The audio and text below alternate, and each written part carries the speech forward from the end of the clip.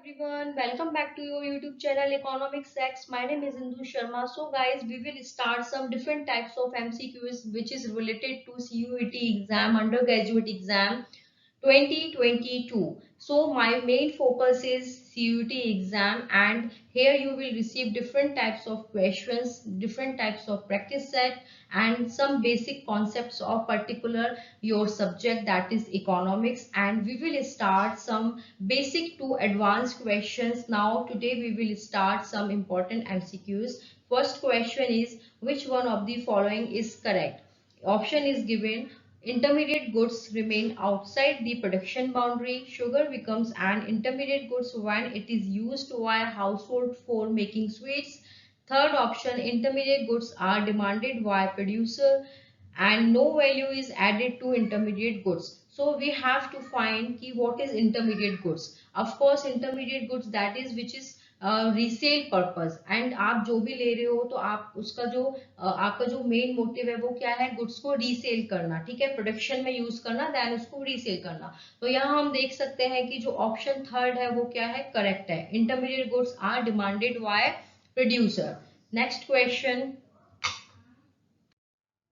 Following is the features of final goods. Final goods क्या होती है, जो एक बार फाइनली यूज हो जाती है, there is no resale purpose, there is no other purpose, it is used by final consumption. Okay, so option is used by producer, include in calculation of national income, drive demand and purchase of for resale. Use by producer जो है definitely ये production करेगा तो उसको फिर क्या होगा, इसका जो मोटिव है वो रीसेल के लिए होता है, ठीक है।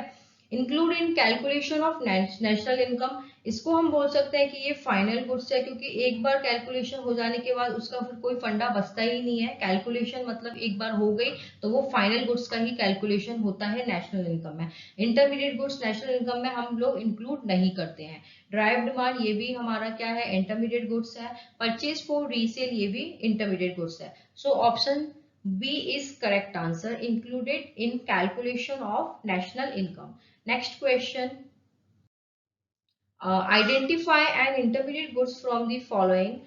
हमें क्या फाइंड करना है, इंटरमीडिएट गुड्स फाइंड करना है। और इंटरमीडिएट गुड्स क्या होता है, जिसका रीसेल पर्पज हो, ठीक है, प्रोडक्शन पर्पज हो और प्रोडक्शन के बाद उसको हम मार्केट में रीसेल कर रहे हैं, that is intermediate goods. So option is text books purchased by student, purchase of a flat by a household, purchase of rice by grocery shop, office furniture purchased by a firm. So text book किसने purchase करी है, student ने purchase करी है, तो definitely it's final goods, क्योंकि student ने इसको परचेज किया है तो अपने लिए परचेज किया है, ना कि इसको रीसेल करने के लिए परचेज किया है। अगर किसी हाउस होल्ड ने क्या किया है, फ्लैट परचेज किया है, तो ये भी अपने लिए परचेज किया है, ना कि इसको रीसेल करने के लिए, तो ये भी क्या होगा, फाइनल गुड्स नहीं, इंटरमीडिएट गुड्स हुई, ठीक है। And purchase of rice by grocery, sorry, purchase of a flat by house hold is a final goods, not about intermediate goods. Purchase of rice by a grocery shop, अगर कोई grocery shop rice purchase करती है तो वो अपने लिए नहीं कर रही है, डेफिनेटली उसको रीसेल करने के लिए कर रही है, क्योंकि यहाँ पे वो शॉप में स्टॉक को फिल कर रही है, उसको फिर मार्केट में रीसेल करेगी, ठीक है। तो इसको हम बोल सकते हैं कि ये क्या है, इंटरमीडिएट गुड्स है। Office furniture purchase by firm, ये भी क्या है, फाइनल गुड्स है, क्योंकि ऑफिस में फर्नीचर परचेज किया गया है, उसको क्या हुआ, उसको रीसेल नहीं करना है, उसको अपने ही ऑफिस के लिए फाइनल यूज करना है, इसीलिए ये भी फाइनल गुड्स में कंसिडर किया जाता है। सो हम कह सकते हैं कि इस क्वेश्चन का आंसर है option C, purchase of rice by a grocery shop. Guys मैं आपको एक चीज और क्लियर करूंगी, यहाँ पे आपको हर वैरायटी ऑफ क्वेश्चंस मिलेंगे, पैटर्न्स ऑफ क्वेश्चंस मिलेंगे, इससे आपका कॉन्सेप्ट बहुत क्लियर होगा। और आप जितना प्रैक्टिस करोगे, जितना questions different different types of questions आप देखोगे, तो आपके लिए ज्यादा अच्छा रहेगा पेपर को क्रैक करना, एंट्रेंस एग्जाम को क्रैक करना। So what is capital goods? Capital goods क्या होता है, फिजिकल एसेट्स, ठीक है, just like is building, machinery, equipment, vehicles and tools. So capital goods, अगर तो हम यहाँ पे फिजिकल एसेट्स के बारे में बात कर रहे हैं, यानी कि फिक्स एसेट्स के बारे में बात कर रहे हैं, तो हम बोल सकते हैं कि जो फिक्स्ड एसेट्स पे जो डेप्रिसिएशन लगता है वो over a period of time लगता है। तो capital goods lose their identity in the production process, no, इसको हम नहीं लेंगे। Have a direct demand, of course नहीं। Depreciate in the value over a period of time, definitely yes, ये क्या है, कैपिटल गुड्स, जिसमें ये पॉइंट आता है। क्योंकि कैपिटल गुड्स का रिलेशन किससे है, फिजिकल असेट्स से है। फिजिकल असेट्स में क्या आ जाता है, building, machinery, equipment and vehicles and tools. Next question, a change in stock of finished goods and semi-finished goods and raw materials during a year is known as investment, gross investment, net investment, inventory investment। तो अगर stock के बारे में बात कर रहा है तो स्टॉक से ही एक पॉइंट हमारा क्लियर हो जाता है कि स्टॉक अबाउट इज इन्वेंट्री। और जब फिनिश्ड गुड्स के बारे में बात करता है तो क्लोजिंग स्टॉक, सेमी फिनिश्ड के बारे में बात करता है तो semi inventory goods, raw material of course purchase of raw material. तो इसको हम क्या बोलते हैं, इन्वेंट्री इन्वेस्टमेंट बोलते हैं। इन्वेंट्री इन्वेस्टमेंट मतलब stock investment. Next question, following cause of depreciation, depreciation के क्या कॉज हो सकते हैं, change in technology, uses of fixed capital, of course both A and B. तो चेंज इन टेक्नोलॉजी भी डेप्रिसिएशन का हो सकता है कि अगर टेक्नोलॉजी चेंज हुई तो हम अपनी पुरानी चीज को सेल करेंगे। एंड फिक्स्ड कैपिटल भी डेप्रिसिएशन का कॉज हो सकता है, क्योंकि जो फिक्स्ड कैपिटल होती है उसी पे क्या होता है, over a period of time depreciation charge होता है। Fixed capital is just like that machinery, buildings, tools, equipments etcetera. So option C is correct answer, both A and B. Following is an example of stock variable. Stock variable क्या बताता है, stock variable is just about is period of time और point of time. Stock variable is just about point of time, right. So point of time के हिसाब से हम देख सकते हैं यहाँ पे स्टॉक वेरिएबल क्या होता है। स्टॉक वेरिएबल, फ्लो वेरिएबल, ये बहुत इंपॉर्टेंट पॉइंट है और बहुत सारे क्वेश्चंस यहाँ से बनते हैं आपके लिए। Following example of stock variable, income, investment, money supply, interest on bank deposit. तो यहाँ हम बोल सकते हैं stock variable is money supply, that means option C is correct answer. Identify the normal resident of India from the following.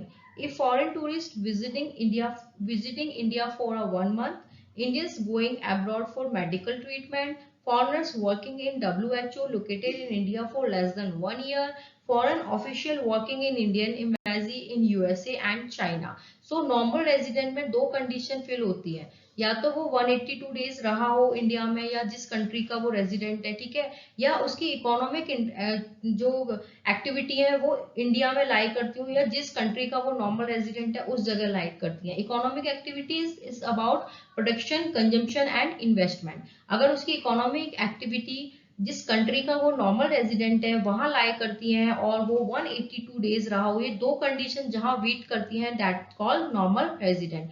Normal resident की वो condition fill होती है।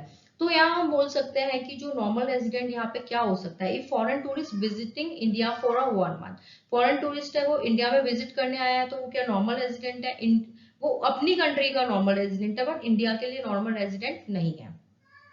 Indians going abroad for medical treatment, of course Indians है वो medical treatment के लिए अगर जा रहे हैं बाहर, या टूरिस्ट के लिए जा रहे हैं, या वो ट्रेवल के लिए जा रहे हैं, ये सब चीजें नॉर्मल रेजिडेंट में कंसीडर की जाती है, क्योंकि अल्टीमेटली वो परमानेंट सेटल्ड नहीं होने जा रहा है, वो एक पर्टिकुलर टाइम पीरियड के लिए जा रहा है for a medical treatment. So we will consider in the normal resident. So option B is correct option. Identify factor income from the following. Factor income कौन कौन सी होती है, 4 फैक्टर होती हैं। 4 फैक्टर में आ जाता है land labour capital and enterprise, यानी कि प्रॉफिट, ठीक है।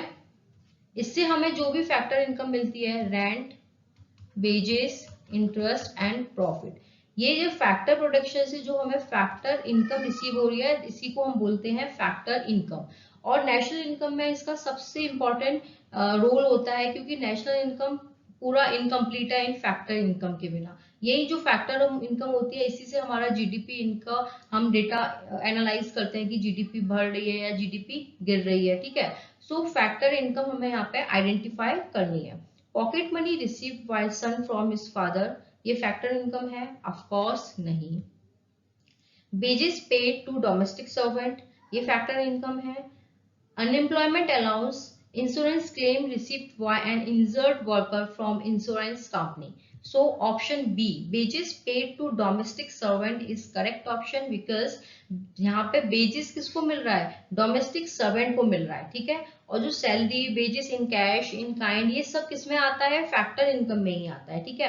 और यहाँ पे फैक्टर इनकम का दूसरा ऑप्शन है बेजेस, और यहाँ पर भी किसके बारे में बात कर रहा है, बेजेस के बारे में बात कर रहा है। सो फैक्टर इनकम में बेजेस आता है जो किसको दिया जा रहा है, डोमेस्टिक सर्वेंट को दिया जा रहा है। अनएम्प्लॉयमेंट अलाउंस है, ये फैक्टर इनकम में नहीं कंसिडर किया जाएगा। इंश्योरेंस क्लेम है, इसको भी हम कंसिडर नहीं करते हैं। और पॉकेट मनी है, ये पर्सनल चीज है तो ये भी कंसिडर नहीं की जाएगी, ठीक है। तो wages paid to domestic servant we will consider in the factor income. Food items purchased by a production unit are, food item के बारे में बात कर रहा है जो किसके द्वारा परचेज किया गया है, प्रोडक्शन यूनिट के लिए। तो यानी कि जो फूड आइटम अगर प्रोडक्शन के लिए किया गया यानी कि ये रीसेल पर्पस के लिए है, यानी कि इसका प्रोडक्शन किया जाएगा देन इसको सेल किया जाएगा मार्केट में फूड आइटम को, ठीक है। तो ये क्या सिंगल कंज्यूमर गुड्स है, ऑफकोर्स नहीं, क्योंकि ये प्रोड्यूसर यानी कि फर्म के द्वारा यूटिलाइज किया जा रहा है, फर्म के द्वारा ये परचेज किया जा रहा है, ठीक है। तो सिंगल यूज कंज्यूमर गुड्स नहीं है। ड्यूरेबल यूज कंज्यूमर गुड्स है, नहीं है। सिंगल यूज प्रोड्यूसर गुड्स है, ऑफकोर्स है। ड्यूरेबल कैपिटल गुड्स है, ऑफकोर्स नहीं है, क्योंकि ये प्रोड्यूसर के द्वारा यूज किया जा रहा है, प्रोडक्शन के लिए यूज किया जा रहा है, तो ये सिंगल यूज प्रोड्यूसर गुड्स में ही लिया जाएगा। तो ये गाइस कुछ 10 क्वेश्चंस थे जो मैंने आपके साथ डिस्कस किए। अभी हम बेसिक्स से एडवांस की तरफ धीरे धीरे बढ़ेंगे और टाइम भी हमारे पास इतना नहीं है अपने डोमेन सब्जेक्ट की प्रिपरेशन करने के लिए। सो हम कोशिश करेंगे कि जितना हम प्रैक्टिस सेट लगाएं, जितने हम एमसीक्यूज सॉल्व करें, आपको बस आपकी आंखों के सामने से वैरायटी ऑफ क्वेश्चन जाना चाहिए, ये मैटर करता है। जितना आप पैटर्न ऑफ क्वेश्चन सॉल्व कर लोगे तो आपका कॉन्फिडेंस वैसे ही बिल्डअप होना है और आप अच्छे से एग्जाम को वीट कर पाओगे। आई होप गाइज ये क्वेश्चंस आपको समझ और अच्छे लगे होंगे। और अगर आप चाहते हो कि मैं इसी तरीके से अच्छे अच्छे क्वेश्चंस आपको प्रोवाइड करूं, so do like subscribe my channel. Thank you guys, thank you so much.